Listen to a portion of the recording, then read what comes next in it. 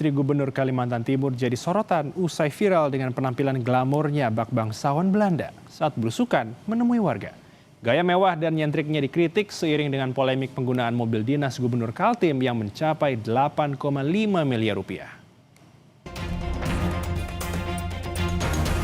Berpenampilan dengan gaun panjang bermotif bunga, berpadu perhiasan mencolok, serta topi klasik bak bangsawan Belanda. Jadi gaya Sarifah Suraidah Abidin Harum, istri Gubernur Kalimantan Timur Rudi Masud, saat belusukan menyapa warganya. Gaya Sarifah yang dinilai mencolok menuai sorotan publik seiring polemik pengadaan mobil dinas Gubernur Kalimantan Timur senilai 8,5 miliar rupiah. Sarifah bukan hanya istri Gubernur Kalimantan Timur, namun ia juga merupakan anggota DPR RI fraksi Partai Golkar.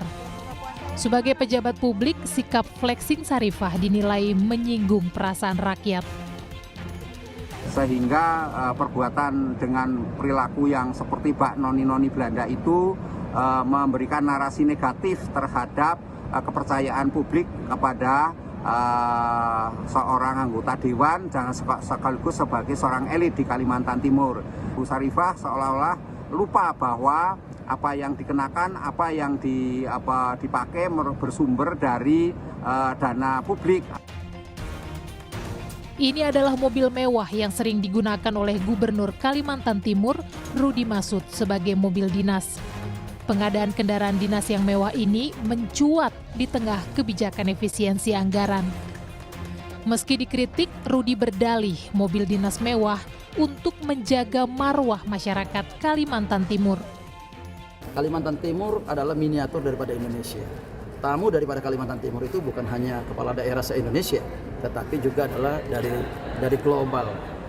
Masa iya kepala daerahnya pakai mobilnya ala kadarnya? Jangan dong. Iya kan, jaga dong marwahnya Kaltim. Ini marwahnya Kaltim, marwahnya masyarakat Kalimantan Timur. Wakil Menteri Dalam Negeri Bima Arya meminta Pemprov Kaltim untuk mengevaluasi kebijakan membeli mobil dinas seharga 8,5 miliar rupiah. Bima Arya meminta pembelian mobil dinas disesuaikan dengan kebutuhan dan harga sewajarnya.